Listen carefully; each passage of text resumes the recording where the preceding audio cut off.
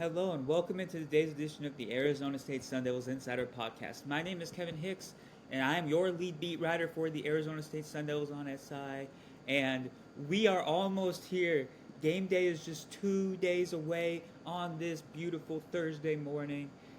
I could not be more excited for the 2025 Arizona State Sun Devils season. As we all know, they go into the season ranked number 11 in the AP poll. I believe this is the third highest preseason ranking they've ever had as a program. And Kenny Dillingham has the city of Tempe invigorated. He has the state of Arizona captivated. And he has the nation, a lot of the nation, believing wholeheartedly in what he is building with the Sun Devil program. And I could not be more grateful to cover this team for you and because of you. And I am so grateful for all the support that each and every one of you give me every single day. And before we get started today's show, please follow me on X/Twitter at KX_21 as usually per my request.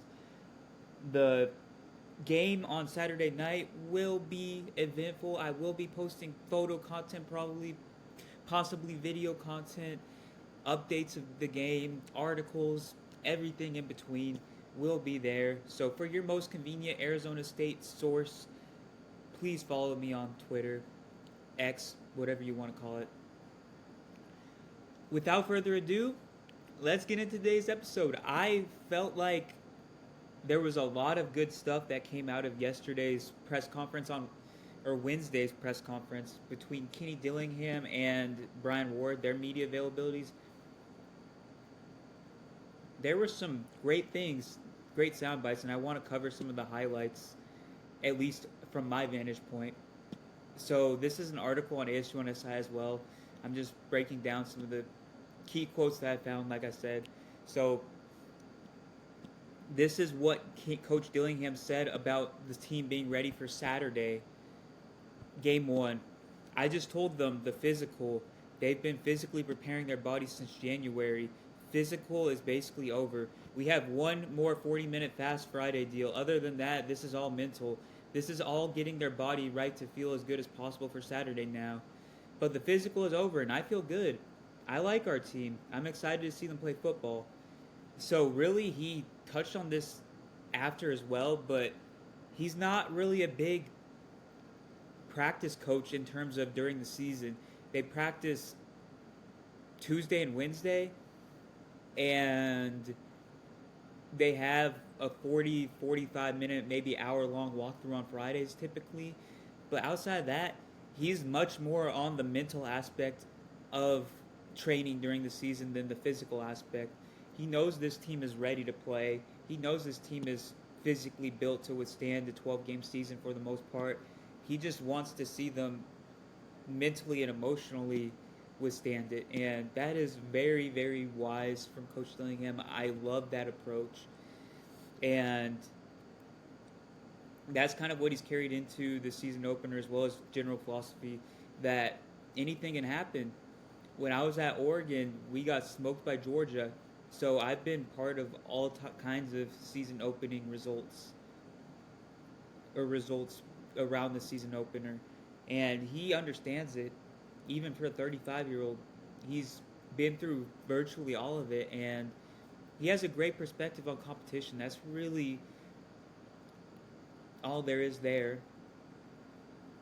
And on the question that I asked him about the depth chart that got released on Tuesday night, late Tuesday night, they named close to 30 starting players, and obviously there are only 22 players on the field at a given time on both sides of the ball between offense and defense. So there's a little bit of a surplus. So I asked him what that means in terms of the depth and what kind of wrinkles they can throw due to having that versatility and that malleability. This is his quote. Okay, so, and I quote, "Yeah, just the depth of a football team is better, and obviously it's a huge positive. You can have more sub-packages on offense, more sub-packages on defense, make teams prepare for more things. When you can line up 12, you can line up in 20, in 21. You can line up in a dime. You can line up in a quarter if you want to put 5 tackles on the field. So when you do that, you can really have a wrinkle each week around game weeks.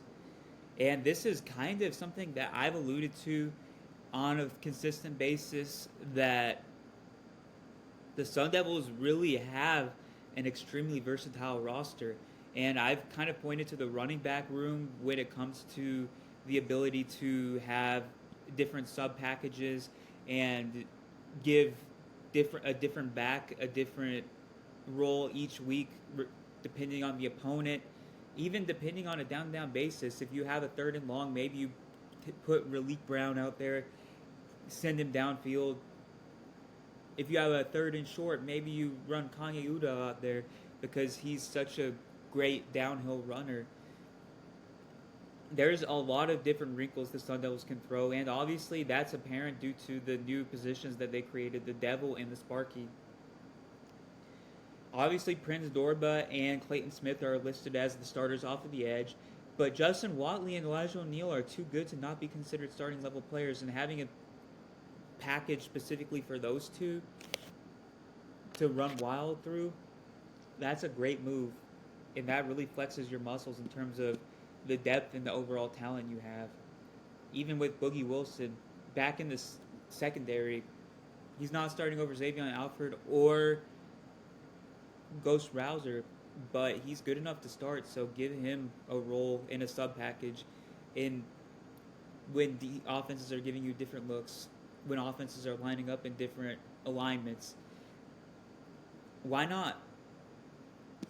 And that's really the main things I got out of Kenny talking yesterday. Now let's close it off with a couple of Brian Ward sound bits.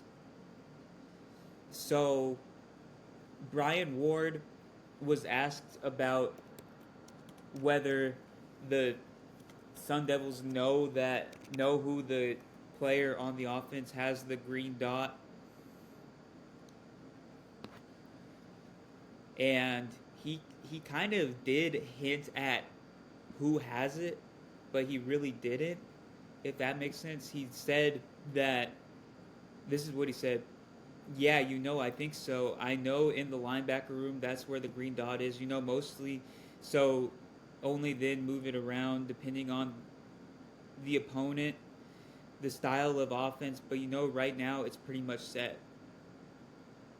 So it makes sense that's in the linebacker room. I'm not going to speculate on who in the linebacker room has it, but it does make sense that a linebacker has the green dot in the middle third of the field. Obviously, linebackers are largely considered the field general of the defense, so it makes sense that they have the coach-to-player communication in that area of the field. He did say that could move around a little bit during the season, but I believe that's advantageous for it to remain with the linebacker room.